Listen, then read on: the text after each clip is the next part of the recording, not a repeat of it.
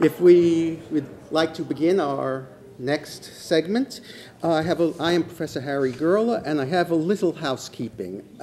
First, I want to thank everybody for braving the inclement weather to come to this program. Thank our panelists and thank you, the audience. Second, because of the inclement weather, one of our scheduled panelists, Professor Lisa Lampkin-Broom from the University of North Carolina, was unable to make the trip up here and unfortunately will not be speaking. Another of our panelists, and this is where the housekeeping comes in, Professor Joan McLeod-Hemingway from the University of Tennessee, is able to make it here, but not until 5:30. So we have a slight change in the schedule. And that is, this panel was originally supposed to run from 1:45 to 3:45. It will instead run from 1:45 to 3:15.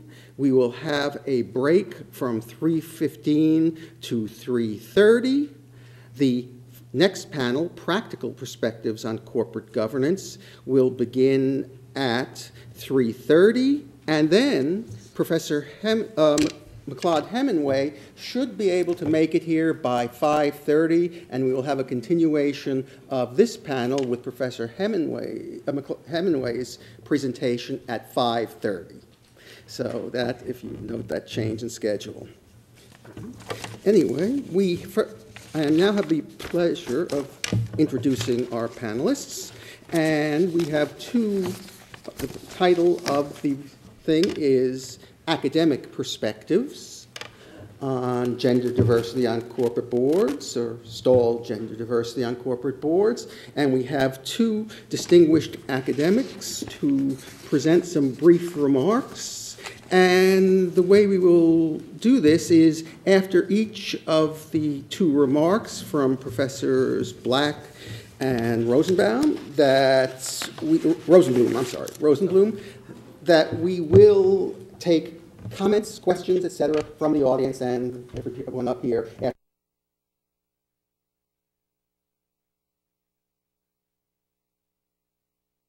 Practice. And she has been a prolific author on many subjects in the areas of business and corporate law. I am now pleased to introduce Professor Barbara Black.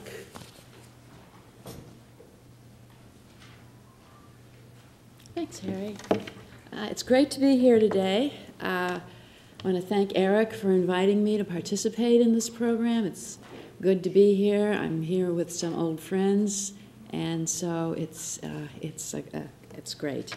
And talking about, obviously, a really important topic, and Doug has done really groundbreaking work in this area. And we are all tremendously grateful for the work that he has done. So the title of my remarks are Stalled Gender Diversity on Corporate Boards, because that is the adjective that's always used in every recent report or study that describes women's progress on board representation. So I'll start out with some numbers here. So women comprise slightly more than 1/2 the U.S. population, right? We all know that. Women control 76% of U.S. consumer purchasing power. Women account for 46.7% of the U.S. labor force. Women account for 51.4% of management, professional, and related occupations. So women are a significant presence in the U.S. labor force at all levels, except, of course, when we get to women on Fortune 500 companies. Now, some of these numbers are repeating those that Professor Branson gave us earlier, but I think it warrants repetition. It always warrants repetition. So women hold only 14.4% of executive officer positions. 12 women are currently CEOs. Women hold only 15.7% of board seats, and of course, as Professor Branson explained to us, that's an inflated number anyhow. 60 companies at the Fortune 500 companies had 0 female directors. Only 72 companies had 25% or more women directors. Women directors generally do not hold leadership positions on boards. And those numbers only get worse if you go lower than the Fortune 500. All right, so that's what we've got. We've not seen significant progress after an initial burst, and it is truly stalled. In contrast, we have the Securities and Exchange Commission today, which of its 5 commissioners, 3 of them, including the chair, are women. So it seems to me that sort of should deflate the argument there aren't qualified women out there. I mean, after all, this is the agency that regulates business and the securities markets, and here we have 3 out of 5 as women. I think it's interesting. These 3 women their backgrounds are not primarily from the private sector. So the chair, Mary Shapiro, was previously the CEO at FINRA, the regulatory agency, the self-regulatory agency for the industry. She had previously been a chair at both the SEC and the CFTC.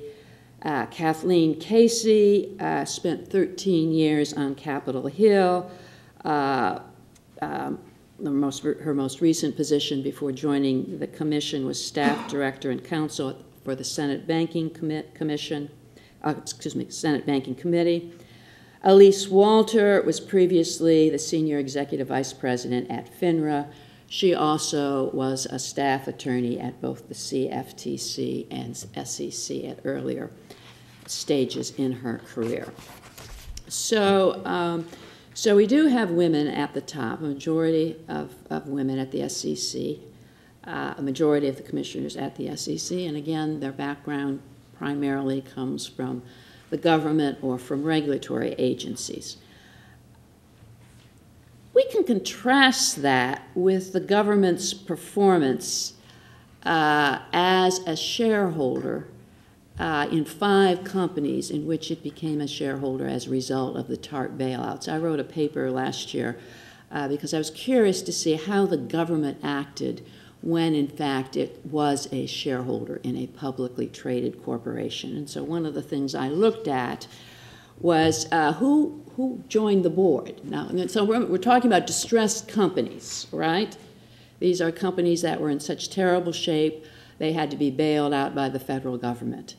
And so one might reasonably expect that we would expect to see a fresh look, who would be the appropriate people to act as directors at these companies at a time of financial distress. So we can look at them. So at AIG, the giant insurance company, 7 independent directors were elected by shareholders after September 2008, when the government took its controlling interest in the corporation. 7 independent directors. Of these, 6 of them were men. Their median age was 64. There were 6 retired CEOs or other senior management. There was 1 current senior management. Their median service on other boards was 2. The government Treasury also appointed 2 directors directly by reason of their holding preferred shares in AIG. These 2 directors, were also male retired CEOs. All right, then we have Citigroup. 8 new independent directors were elected since the bailout. 7 of them were male. Median age is 63. There were 4 retired CEOs, 2 current CEOs or senior management. Median service on other boards was 2. Then we had the automobile manufacturers, GM and Chrysler. Treasury had the power to appoint a total of 14 directors on these two companies after the bailouts. 11 of them were men, medium age 60. 5 are retired CEOs or senior management. 7 are retired CEOs or senior management. Medium number of other boards between 1 and 2. Finally, we have Ally, or formerly GMAC, Financial Services. The government appointed 3 directors by reason of its stock ownership. 2 of them were men. The median age was 61. One is a current CEO. One is an investment banker. One is a principal in a private equity firm. All right, so what do we see there? In short, the directors appointed by the government fit the classic template of the independent director at a publicly held corporation. White, male, former or current CEO. This just strikes me as a tremendous lost opportunity. Why didn't the government take advantage of this opportunity to reach out and seek more qualified directors from a diverse pool? It looks like they just went to a list, Craigslist of independent directors, and here they are. Here's the list. And I don't mean to knock any of these directors. I, in fact, don't know anything about them. They may be excellent directors, but again, it seems to me, given the situation we were in, it just strikes me as a total lack of imagination, lack of thought, to go to the tried and the true, the obvious kinds of choices at a time when we saw that the tried and true failed in a very significant way. And unfortunately, the government has never explained its thinking on its selection of directors. Unfortunately, in this area, as really more generally relates to their whole behavior as a shareholder, tremendous lack of transparency. So maybe they had good reasons. I don't know what they are. All right, so that's how we saw the government acting. Now, what about the regulators? What's the approach of the U.S. regulators? Since the Enron WorldCom scandals, the focus has been on improving corporate governance, as Professor Branson was talking about.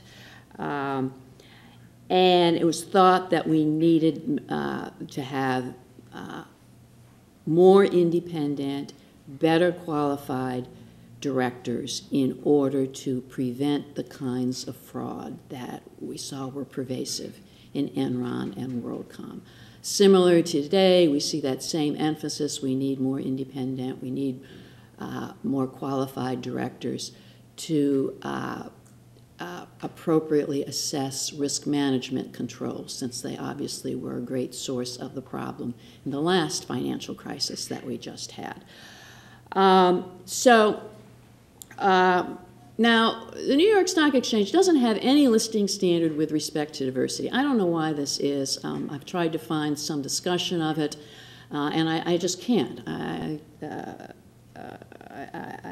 have not found any discussion by the New York Stock Exchange on its thoughts on diversity or the reason why it hasn't addressed it explicitly. So we do have, as a result of the Enron WorldCom scandals, we did have the requirement that the New York Stock Exchange adopt corporate governance standards, and we'd have those set out in Section 303A of the Listed Company Manual.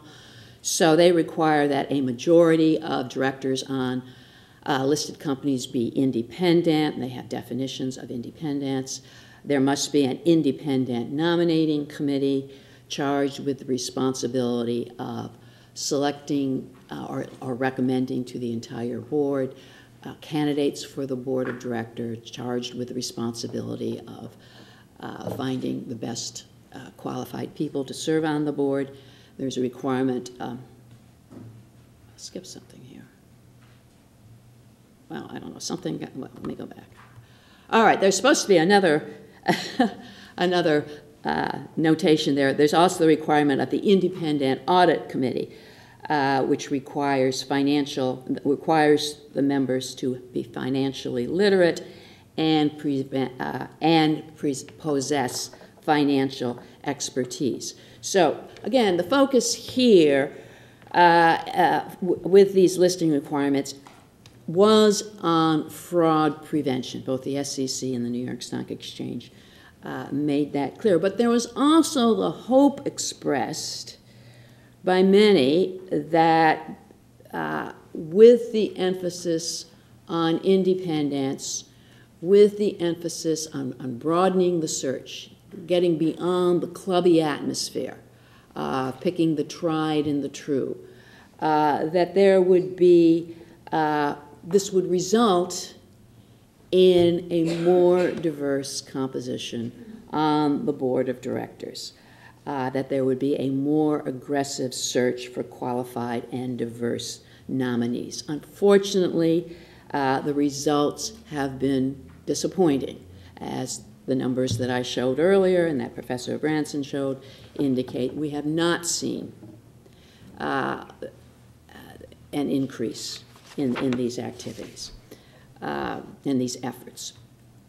All right, so what has the SEC done? So effective for the 2010 proxy season, the SEC had enacted amendments to its proxy disclosure enhancements that, as Professor Branson mentioned, this was something of a sleeper. It was not in the original proposal as put forth by the SEC, although they did say, well, you know, we're kind of interested in diversity, so if people out there want to talk about diversity, we'd listen. And there were some very, very cogent, well-reasoned, persuasive comment letters submitted, including one by Professor Broom, who unfortunately is not able to be here with us today.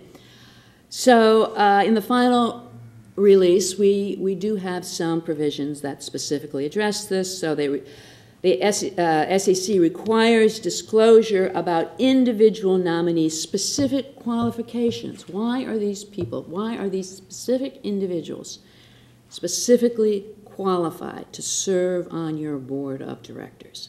In addition, and I put the language here verbatim, the rules require companies to describe whether, and if so, how the nominating committee or the board considers diversity in identifying nominees for director. If the nominating committee or the board has a policy with regard to the consideration of diversity in identifying director nominations, describe how this policy is implemented, as well as how the nominating committee or the board assesses the effectiveness of its policy. So notice in particular that says if you have a policy with respect to the consideration of diversity, you must describe how that policy is implemented and how the nominating committee or the board assesses the effectiveness of its policy. I emphasize that because I'll get back to that in a moment. So again, what the SEC said in its final release, we agree that it is useful for investors to understand how the board considers and addresses diversity, as well as the board's assessment of the implementation of its diversity policy, if any. Again, notice that. How does it assess the implementation of its diversity policy, if it has one? And they go on to say, although the amendments are not intended to steer behavior, diversity policy disclosure may also induce beneficial changes in board composition. However, the SEC did not define diversity in these rules. Instead, it says it recognizes that companies may define diversity in various ways, reflecting different perspectives, For example, some companies may conceptualize diversity expansively to include differences of viewpoint, professional experience, education, skill, and other individual qualities and attributes that contribute to board heterogeneity, while others may focus on diversity concepts such as race, gender, and national origin. The SEC says, we believe that companies should be allowed to define diversity in ways they consider appropriate. So it's essentially a disclosure requirement, consistent with the SEC's emphasis on disclosure. So, well, the results, everybody is in agreement. The results on the 2010 proxy season disclosures were disappointed. The disclosures were frequently formulaic and boilerplate. Companies generally said they didn't have a formal policy on disclosure because, remember, that would require them to discuss the efforts that they used in implementing that policy, and they would have to assess the effectiveness on the policy. So they just said, we don't have a formal policy. I just thought I would look at some disclosures, and I've looked at a number of them. For purposes of today, I'm focusing on disclosures of what we might consider the 10 best companies in terms of diversity among the Fortune 500. These are the Fortune 500 companies that have both women CEOs and 25% or more women directors. I thought, well, that's a good place to look if you want to see some good disclosure, maybe some tips on how to do it right. Well, none stated that it had a formal policy on disclosure, not one. Diversity was most commonly described as diversity of backgrounds, skills, experiences, and perspectives. 4 did not explicitly identify gender as a factor of diversity. After personal attributes, integrity, independence, etc., business expertise was most frequently identified as important. So that's what we got, again, from the 10 best companies. The discussions, as you might suspect, the discussions about the importance of diversity are even more abbreviated and formulaic at companies with 0 women directors, the group we might have hoped would recognize the need for change. Commissioner Aguilar, who has frequently spoken about the importance of diversity on corporate boards, has said that he has asked the staff to look into this, and he expects companies to do better. We're now coming up to a new proxy season, so one of the things I want to do as a follow-up to this presentation is look at these companies and see what they do in 2011 and see if actually anybody has changed their policy in response to that first disappointing season. All right, so we haven't seen much action, right? We haven't seen much action from the regulators or from the government in this area. So, you know, what next?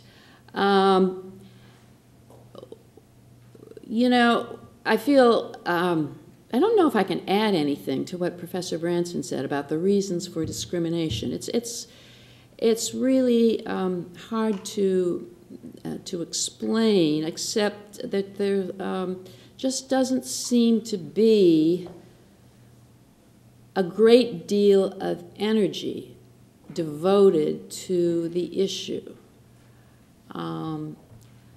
You attend enough of these symposium, and once in a while you'll even get a CEO who will say, frankly, you know, it's just not on our list of priorities. Yeah, we're all in favor of diversity, and you know, certainly we want to have a diverse board of directors, but it's just not at the top of anybody's list, and it appears.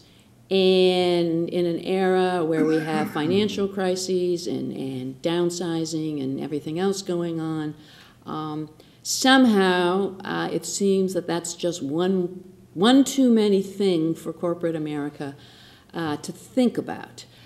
And that, you know, I think that's really, really troublesome. You know, also, you know, some business people will say, well, you know, there really hasn't been a good business case made that improving diversity on the board of directors relates to bottom line. There have been some studies. Professor Rohde did at Stanford did a careful analysis of those studies, and I think concluded that there are problems with the studies, and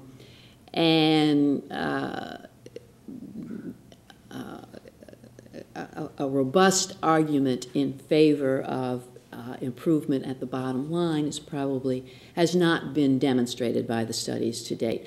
You know, frankly, I don't really care about that. I don't really care what the business studies say. You know, I don't think, frankly, that there's any reason to think that women would perform worse than male directors. You know, past crisis has not instilled in me a lot of confidence in the current corporate model with the emphasis on independent directors that reflect a certain skill set or come from a certain background. So I really think, given the numbers of women, highly motivated, educated women in the workforce, that the onus should be on the business community to explain their failure to diversify. I don't see why we need to justify or explain why boards would be better with more women. I think it's an issue of equal opportunity. You know, now, I think it's unlikely, frankly, that the government's going to do much in this area. I think it's unlikely that the regulators are going to do much in the area. You know, that's just not part of our cultural background. So where is it going to come from? I think it has to come from the institutional investor community. I think they have to put pressure on the boards. They're the ones who vote. I think they have to make it clear that this is important to them. A number of the public retirement plans have stated that they're going to have shareholder proposals on this issue in the forthcoming proxy season, that they want to see better results on this issue. I think the institutional shareholder services should get more aggressive in this area. ISS has a tremendous influence over corporate management and corporate boards, and I think they should exert that influence on this area. Commissioner Aguilar, as Professor Branson mentioned, suggests a Rooney rule for corporate boards, that corporations agree to interview women candidates for every vacancy. I think this would be a modest step forward. You know, that's sort of, I must say, I always end up feeling kind of pessimistic about all this. But at least that's kind of where I see things at the moment. Thank you.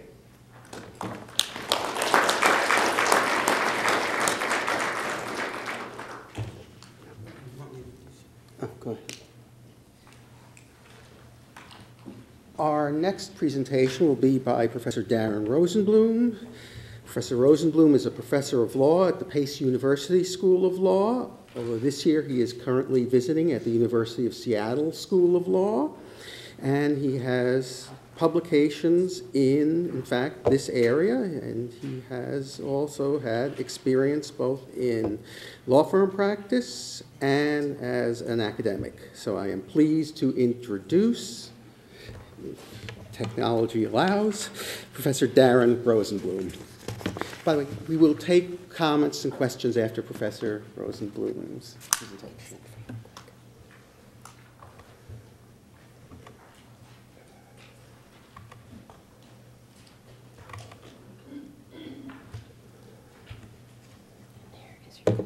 Great, thank you.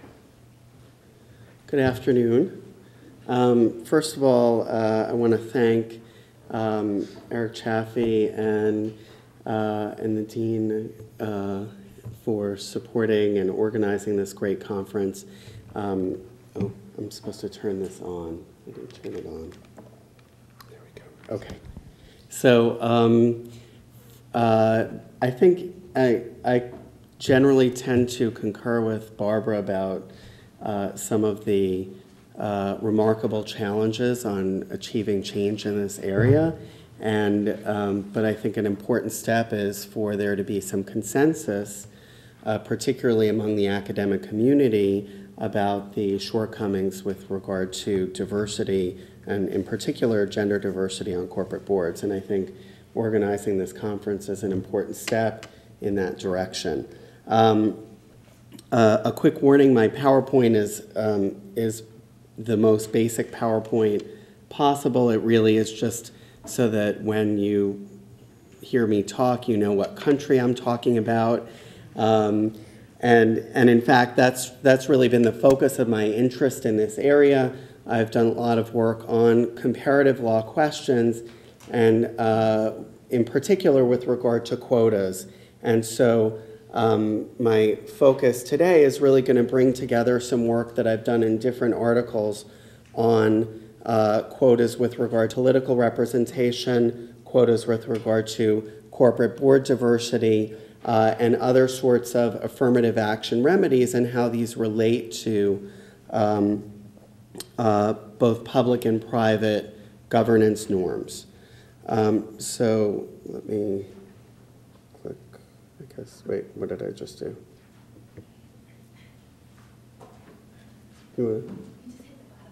Oh, okay, got it. Okay, all right. So I'm going to talk basically in three parts. I'm going to first talk about the Norwegian corporate board quota, which is the first of its kind. Then I'm going to talk about the French quotas, and here I'll talk about two quotas. First, their political representation quota, and then about the very recently adopted corporate board quota. And then last, I'm going to bring it home a little bit and talk about why there's so much resistance to thinking, even discussing quotas within the U.S. context. So let me first give you a little background on gender equality in Scandinavia, which I think is an important background for understanding why Norway took on this really audacious quota that it adopted. And so there's a lot going on here. First of all, there's a long history of gender equality in Scandinavia, going back several decades. Back in the 70s, political parties in Scandinavia, at least in many countries, adopted quotas for political representation.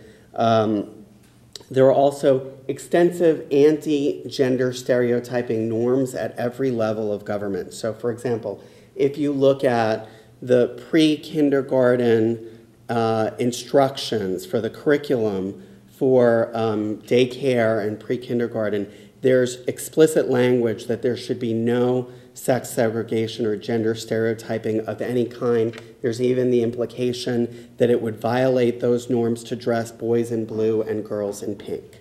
It's a very rigid, aggressive understanding of sex equality and the importance of sex equality. This translates into, and you might guess this based on my question for Professor Branson, into parental leave norms in Scandinavia, which are also very aggressive in supporting not only the role of the family for active workers, but also including men in that. And so there's a scholar in Sweden talks about how the goal of the law was to get men pregnant and to get women jobs, okay? So this is the background. This is the background for Scandinavia. Norway is a teeny little country that's extraordinarily wealthy thanks to their oil wealth and the fact that unlike many other oil wealth countries, they actually save the money that they get from oil. So they have a lot of good governance procedures generally in Norway. It's an impressive country. They adopted this corporate board quota in 2003. It required a 40% floor for representation of each sex on corporate boards. It was phased in from '06 to '08, so in '06 for new companies that were listed, and then in '08 for all companies. And the penalty here was quite draconian. It was dissolution. A company that failed to comply with the requirement would be not only delisted from the Oslo Stock Exchange, but also dissolved. And this connects to where this law occurred in the Norwegian Civil Code. It wasn't in the gender equality law. It wasn't in the family law, like many other laws of its kind. It was within the laws regulating corporate governance. And so, like any other corporate governance rule, where there's a violation, corporations are punished severely, which is why they stick to the rules.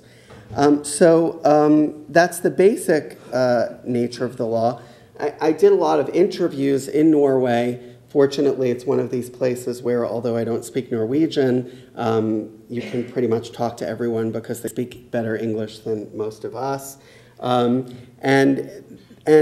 in interviewing one of the drafters of the law in the Ministry of Justice, she explained to me very patiently that the law did not have the goal of gender equality at all, that the goal of the law wasn't even really about diversity.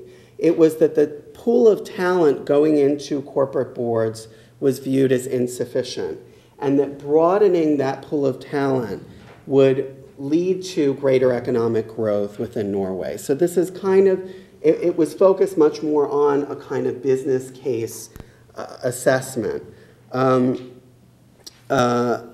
The other thing that I wanted to just quickly note is the gender balance focus, that it's not just about representing women, but a floor for either sex, which I'll come back to in a minute when we talk about France. Let me talk for a couple minutes about some of the consequences of the law. So it was adopted a while ago. It entered into force in January of '08, and it immediately changed the levels of representation significantly. Several companies chose to go private rather than change their board compositions. Many companies that remain public reduced the size of their boards so that they had enough women to comply with the regulations. Many women ended up serving on many, many boards. So there were several women who served on 8 boards, for example, which, as we know, is perhaps stretching someone's skill set a little thin. There was also an increasing internationalization of the corporate boards within Norway. As a country with 5 million people, you can imagine that they needed to go abroad to get people who were viewed as qualified. The other thing that's interesting, and this reflects again on Professor Black's comment about the current staff running the SEC, there's a big influx of people with a public background, right? Typically, corporate boards are set up of people who have all their experience within the private sector. In Norway, one of the huge things that's shifted is in bringing in women is corporations have gone to upper-level government officials. Why are women more successful in that area than in the private sector? Because they're more receptive places to work for people who have families, right? And that's certainly true here in the United States as it is in Scandinavia. So there's not really data yet on comparing profits for companies in Norway and whether there's been a shift. And of course, with the tumult in the global economy, it would be hard to assess anyway. But there is some anecdotal data from different sources that there was some initial difficulty after the influx of women, but then eventually things stabilized and that they're viewing long-term improvement. My last comment about Norway is the way in which it conveys a contrast that I'll come back to later. It conveys a relationship between the public and the private, right? Which is very foreign to us in a very core sense of our identity, right? Within the Norwegian context, The reason that this law was viewed as an acceptable resolution to a public policy problem is because they viewed corporations as existing by virtue of the public, right? It's the state that creates the corporation. It's the state that authorizes a corporation to have limited liability. It's the state that regulates that corporation. And so the view here is that there's an interaction between the public and private. If you, private actor, want to benefit from the state's benefit of recognizing you, you have to play by our rules, right? That is an interaction that is very different from the way we construct our understanding of the relationship between the state and the private sector, certainly here in the US. And so now let me turn to France, and of course this is more background for our discussion of the corporate context, but I want to give you information on France's parity law because I think it is one of the precursors for the Norwegian law in a real sense. In 2000, French feminists finally succeeded in getting the parliament to pass a law requiring fully 50% of all candidates for public office be women.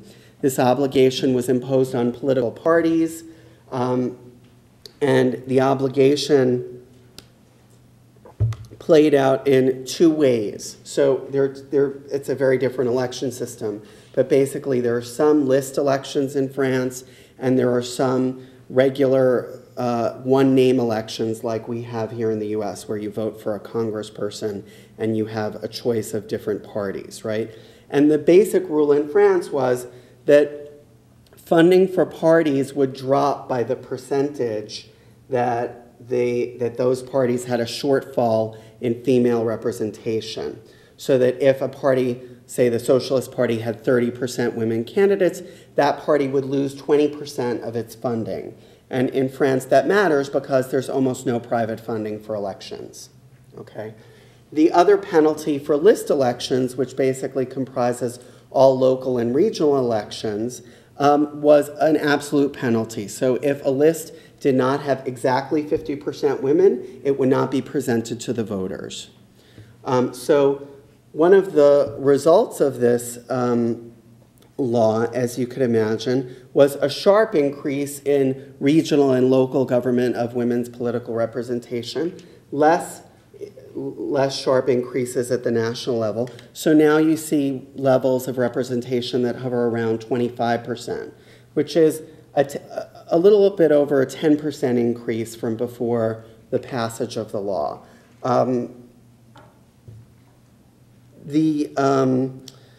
The law has been cited, I think, by many people as not having succeeded in its hopes, but I think that with a little bit more perspective, and the Norwegian law is a sign of this, people have recognized that there still is a jump that occurred that is an important sign of diversifying the pool of candidates. And so I think this aggressive law by France really did serve to some extent as a precursor for the Norwegian law, because remember, in Europe there is, these countries are very close together, there's a lot of interaction among them intellectually, economically, and in every other sense. Let's turn now to the bases for the French law, which I think are similar to the bases for the corporate board quota. One is a view of women as different citizens, right? So they understand that the citizenry of France is composed of women citizens and men citizens, and that half of those citizens were unrepresented by the current electoral system. That was the argument in 2000. Why not think about other kinds of diversity? Well, France has this policy of laïcité, which basically means secularism, although it's a rough translation, in which that everyone in France is equal under the state, so that France as a country views it as unconstitutional to compile any statistics on religious affiliation, race, or ethnicity. All of that is completely illegal under the French constitutional system. So it would never occur to French people to think about a quota for racial or ethnic minorities, even though France has a 10% Muslim population, most of whom are from North Africa. And as you can imagine, are not as well off as the rest of the French. Now let's look at the corporate board quota that France just adopted. Very different context. Why? First of all, let's start off with, it's a conservative government that made this choice, okay? Which is a very interesting piece on its own. The norm that started with the parity law of having a balanced representation in government led over to the conservative government that came in with Nicolas Sarkozy, stating that as a voluntary matter, he would have half of his cabinet ministers be women, right? In order to show that he agreed with this understanding of gender equality. And so this meant that his government was composed of a lot of women.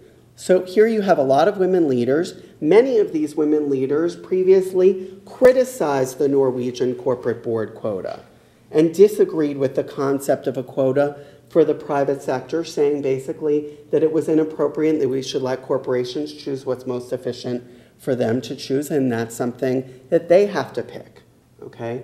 These same women have shifted over the past few years, in particular after the enactment, not the enactment, but the enforcement of the Norwegian quota, to thinking that maybe this is a good idea.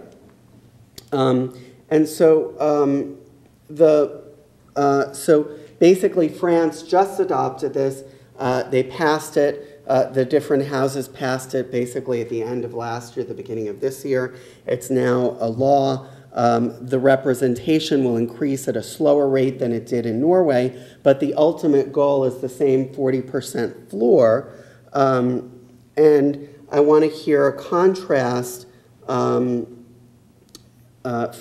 with Norway a little bit and talk about how this is really much more of a sea change in international corporate governance, right? Norway, as a small, extremely wealthy, racially homogenous country, is often viewed as an outlier in many cases, right? They give extensive foreign aid. They're just a different kind of country. France is one of the largest economies in the world. It has 10 times the population of Norway. It has thousands of large companies that are traded publicly, and is really one of the economic engines, certainly of Europe and within the world. And so the impact of France diversifying its corporate boards will be felt much more substantially on the world stage than Norway's choice. Also note some other minor distinctions that might not be so minor in the implementation. One, France has a restriction on the number of boards on which a director can serve, unlike Norway. So you won't have the phenomenon of certain women representing on 8 different boards. They're limited, I think, to 4 boards.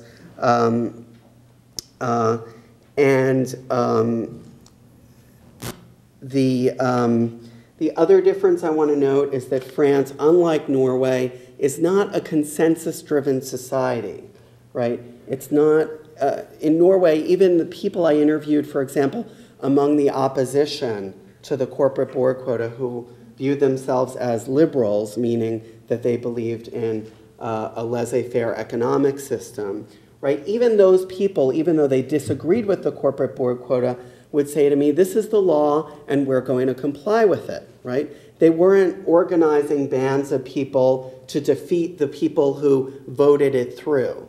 They said, this is what our society has chosen and we're going to support it. That's not what goes on in France. It's a very conflicted society in many senses, more so than the United States. There are constant protest movements over almost every issue. And so here, with regard to this particular law, there was consensus right? The vote for the corporate board quota was almost unanimous, and it included almost all of the conservative elected officials and the entire block of socialist elected officials. It's also important to note that France is a much more racially diverse society, and that'll have impacts in terms of how this plays out. I also want to talk briefly about the distinction between the 40 and 50% number, right? People asked me when I first started looking at parity about why 50%, and it kind of makes sense, right? Women are half of the population. Then why 40%? Why not 50%? Or why not 30%, particularly given the number that is often cited, as Professor Branson said, that you need 3, right? That you need 3 people. And if you think of a board as 10, then you would say 30%, right? Not 40%. Well, I think the way I've understood this, based on my interviews with the Norwegian scholars and legislators on this, is that it's basically understood to be the minimum for having enough people so that there will not be any tokenism, that there's enough people on the board who are women or men who will be able to talk freely and not feel marginalized based on their sex. And so here it's a vision of gender balance rather than gender equality, right? Gender equality is the parity, 50%. Gender balance is a floor of 40%. And here I want to reference a contrast with the US, which is Title IX, right? Title IX, which governs sports by higher educational institutions. Under Title IX, the percentage of money spent by higher colleges and universities has to match the percentage of people in the student population. Now, currently, that's 60% women, right? 60% of college students are women. That's predicted to go up to 2/3 within 10 years, okay? Which means that the expenditures based on Title IX are going to be more than 60% for women, right? That is a sign of a domination, a growing domination of women, right? And so one of the things that I think is appealing about the Norwegian choice of 40% is that it can appeal to men as well, right? We will protect you from being an insulated minority in the future, given that women are increasingly dominating higher education. And that just, by the way, those numbers of higher education are universal throughout the developed world. It's not just in the United States. All right, last but not least, I want to talk, how am I doing on time? I'm okay? All right, so I want to talk for a second about, I have a picture here to introduce this. I don't know if anybody saw this movie. It was an HBO movie called Normal, about a middle-aged man married to a woman, Jessica Lange, who got a sex change operation and became a woman. And so one of the things that I had fun asking the people in Norway was, well, what would you do with a board member who gets a sex change in order to stay on the board? And you know, they were like, what?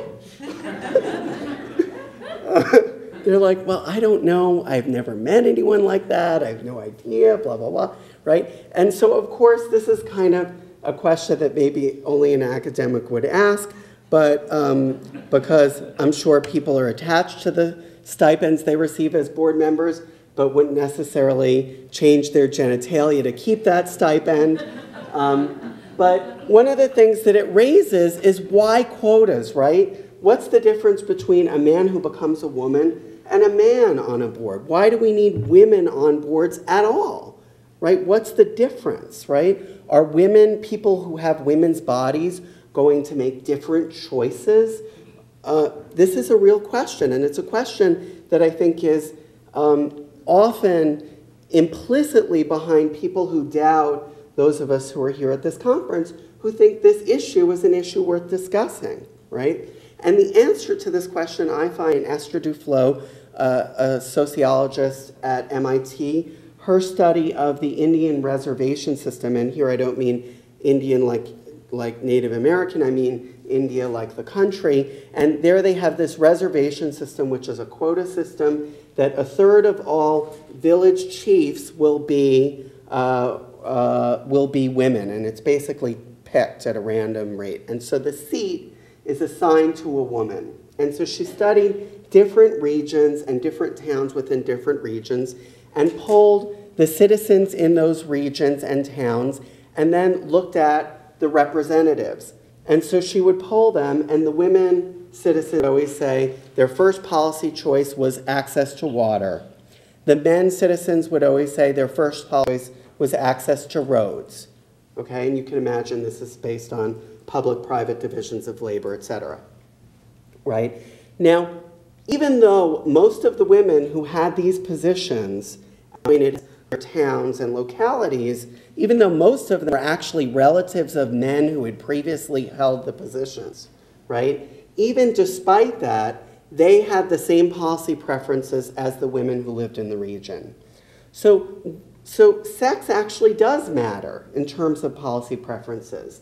Women on boards might encourage officers to make different choices in terms of how the corporation is run, whether family leave policies are extensive or limited, whether certain policy choices that might affect women in other ways, like discrimination, are adopted or not. So it does, quotas, and in particular, women's representation does matter, which takes me to my last comment about the U.S., bringing it back to the U.S. And so here this is kind of always sketchy territory for somebody who does comparative law to translate what goes on in another country to a different country is not always easily done. But I want to think here about something that Professor Branson discusses in his latest paper, which was the basis for his talk today, which is available on SSRN, where he talks about how he postulates that maybe one of the things that's going on in the US as to why there's a resistance to thinking about women on corporate boards is diversity fatigue. And basically that people are tired of talking about diversity and that it's hard to talk about it and they're frustrated by how progress is stalled, etc. And here I want to think about why is there this diversity fatigue. And part of the reason I think that comes up in the US, and it doesn't ever surface apparently in the European context, is that we are in such a multiracial context within the United States. And that group rights with regard to civil rights really first started with the Black civil rights movement. The women's movement came substantially later than the Black civil rights movement. So every time I raise the question of quotas with even a liberal US legal academic, they always ask me, well, why not blacks, right? Why not people, why not racial minorities, right? So diversity immediately makes people think within the US context of racial diversity first, but also then of how it's hard to figure out what diversity means. And here, Professor Black's reference to the SEC's horribly vague non-definition of diversity, right? Diversity, according to the SEC, could be blue-eyed or brown-eyed, right? Because they don't define it. And this is, I think, a sort of affirmation of Professor Branson's assessment as to one of the reasons that there's resistance to thinking about these issues in the US. Just a couple other points and then I'll close. I think the parliamentary system makes a big difference. In the US, we have divided government. We have a president and a Congress. In many other countries, the leader is the head of the ruling party, and so there's a little bit more decisiveness among government officials. And then the attitudes toward cultural differences and race and sex are really important.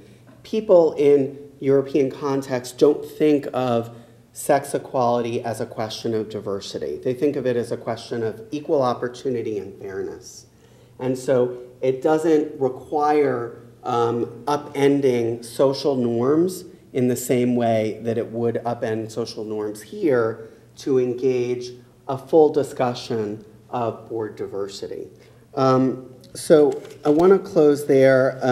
I think that, I hope that, my hope with the scholarship is that looking at what's going on in other countries will generate a conversation here that people will not just say, oh, those foreigners are all crazy, but will actually start thinking, oh, maybe there's some policy ideas that maybe we can't adopt, but that we could adapt. And so I look forward to your comments. Thank you.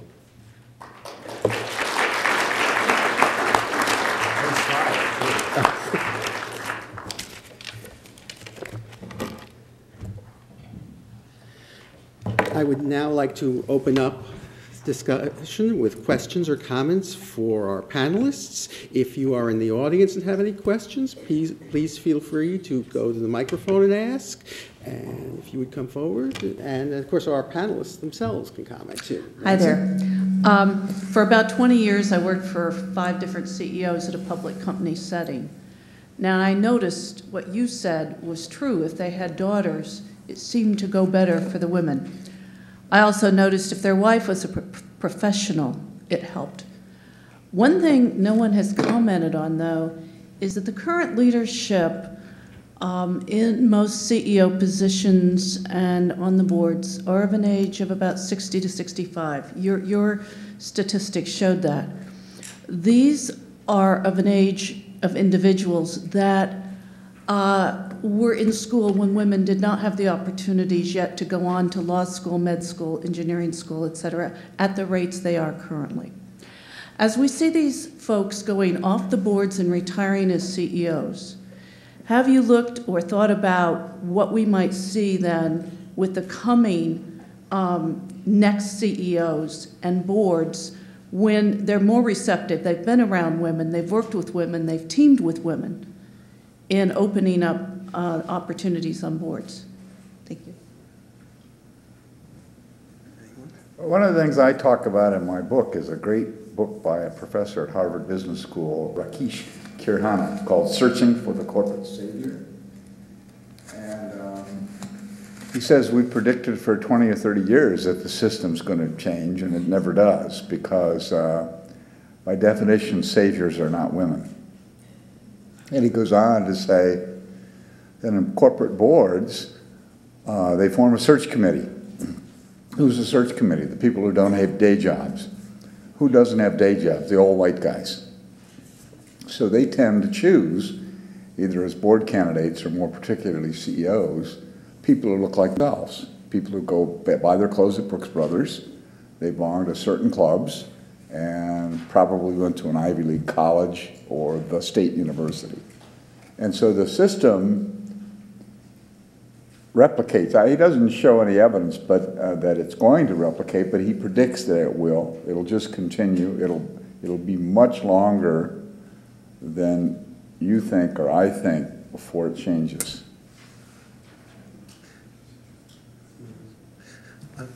Well, I was going to say, go ahead, please. Well, so I would actually agree with that. I think that's absolutely right. There is this. I think that comment is really the flimsiest way out of grappling with this really hard question. And so indeed, the former Professor Black and I were both colleagues at Pace Law School when she was at Pace, and I'm going to turn this off. Is that okay? Or is it better now? Turn that off. There's a microphone on there. Oh, okay, got it. So our dean, Steve Friedman, was a commissioner of the SEC, and he always, whenever I would talk with him about this, and I interviewed him a few times with regard to the Norwegian Corporate Board paper to get his perspective on boards and how this would play out. And he always said, well, it's just a generational thing, right? Once women are in sufficient numbers, then women will be chosen. And the problem with that is that would have already happened, as your stats reflect, right? We see women are only, 17% of partners in law firms, and it's been decades that women are represented in large numbers in law school graduating classes, and not just represented, but at the top of their classes, right? So it seems to me that we need to look at other models, and in particular, I like looking at, not for a direct correlation, but some of the race-related understandings of inequality. And so there's a scholar at USC, Daria Roithmeyer, who talks about race, about whiteness as a cartel, that white people function like a cartel. They have an agreement to function in certain ways, to keep certain privileges for each other, to retain certain boundaries of their behavior for the collective good of that cartel. And so, of course, she explains it much more eloquently and persuasively than I do. But there is a way in which these patterns are self-perpetuating men's clubs. And however we characterize it, it seems to have a half-life that's far greater than everybody predicts. And I think that is why we need to grapple with these questions.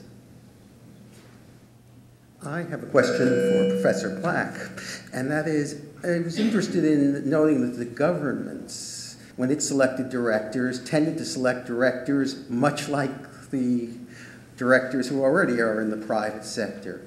How much of that is a reflection of the syndrome, never got fired for buying IBM products? And that you can imagine that if you are a government official appointing directors, and you appoint directors who don't have, quote, experience, and things go wrong, wow, you're blamed, or you're the first SEC criteria. What were the qualifications for, why did you choose this person for director? Well, it always looks good to say this person had this much experience. And doesn't that also, in effect, cause a self-perpetuating system when it comes to the exclusion of women? Yeah, absolutely, absolutely. And I think you're absolutely right. And I think that's, again, it's unfortunate we don't have any explanation from the government as to the choices that it makes. In fact,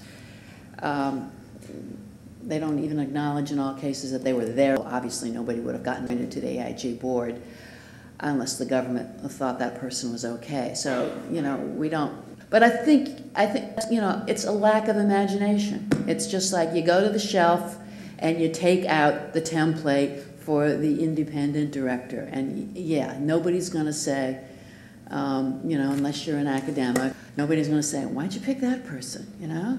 Yeah, they got a long resume with lots of qualifications. Yeah, it'll pass the sniff test, right? They look fine. They look fine. I used to think that, you know, the highest and best calling of a board of directors is not to improve profitability, or disaster, and maybe to engage in some long-run strategic planning.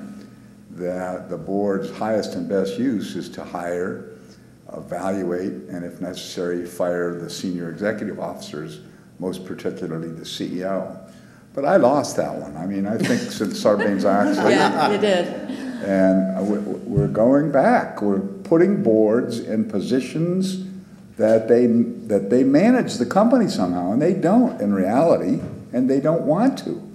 But we've put all these legal requirements and everything on them, and we're creating this expectations gap among members of the public and investors, and then that fuels the desire for, well, if we want to have women, show me the business case.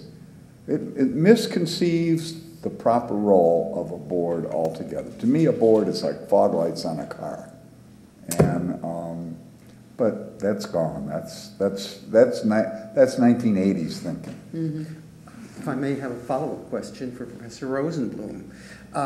If this argument that, well, you wouldn't want a doctor who hadn't operating on you, who hasn't performed this operation before, so therefore we want experienced directors, has so much pull, as apparently it does, does it suggest that we need something in effect to radically change the calculus, i.e. something like the Norwegian or French approaches? And second, are there constitutional impediments to the imposition of such approaches? I think the answer to both is yes. The quick answer. One is I do think one of the reasons I find these European solutions appealing is I think that they recognize there's a problem and they deal with it instead of adopting half measures that fail. And I think that the advantage of something like the Norwegian or the French quota is that since it's universal, every company is doing it, and so they're all either benefited or plagued by it. They can game it in certain ways, and its wealthier companies can get the most experienced women directors. But basically, they're all in the same boat in trying to find what is really a new pool of talent, right, for the corporate board. So I think that it does suggest the need for a more radical change in order to solve this. In terms of constitutional issues, I'm certain that a con law professor would do a better job of coming up with the argument on either side. But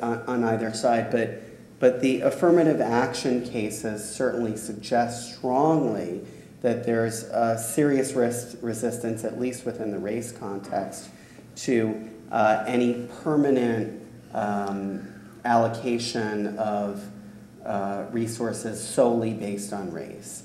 Usually, certainly the Gruda case allows at best a partial consideration of race among other factors, and Sandra Day O'Connor added, and only for the next 25 years, right? So I think that hesitation reflects the way in which the Supreme Court's jurisprudence is in sync with the understanding within the U.S. of a very laissez-faire understanding, right? That this is not government's place to tell a company who should run it. And so I think that there would be a lot of roadblocks to adopting these things.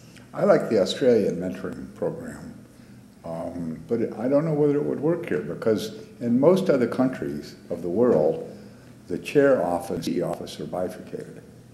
In the U.S., 84% of our public companies, the same person wears the CEO and the chair hat, which is kind of ridiculous because the chairman would be responsible for convening the board to consider his own removal. Now, we somehow get around that with the concept of the lead director who could do that. Mm-hmm. But in the context of a mentoring program, a person who's got the CEO hat and the chair hat, they're very busy people. Whereas chair people in Australia, it's a more relaxed, egalitarian society, but they can do the mentoring. I mean, the people are vetted, the women candidates, and they have backgrounds in law and business. And one interesting thing was 3 of the women we interviewed were actuaries.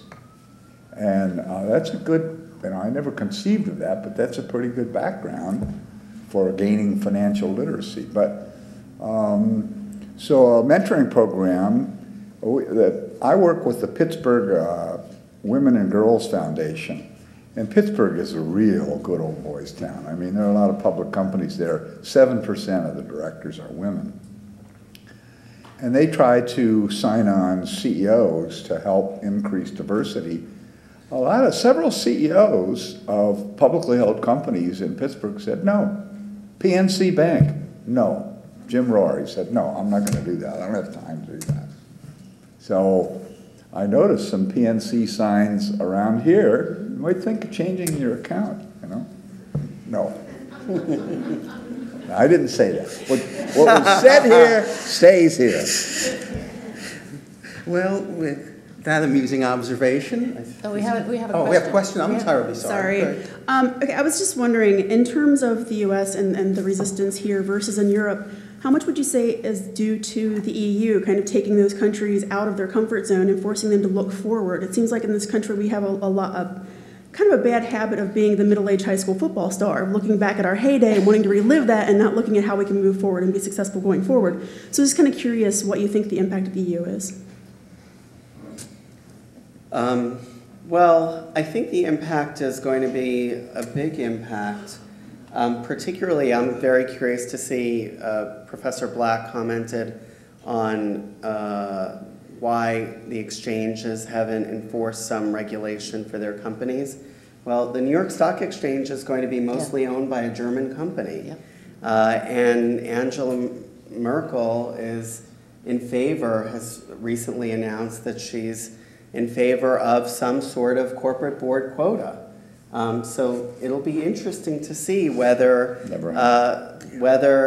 there's a new colonialization of the Americas by the Europeans via these kinds of transnational corporate activities. I think the other thing that's worth noting is that by virtue, as you know, of the European Union's size and the competence of their governance system, a lot of administrators within the US government are aware of what they're doing. So within antitrust, for example, the US antitrust authorities are particularly aware of how things are run across the Atlantic. And I think over time that will matter.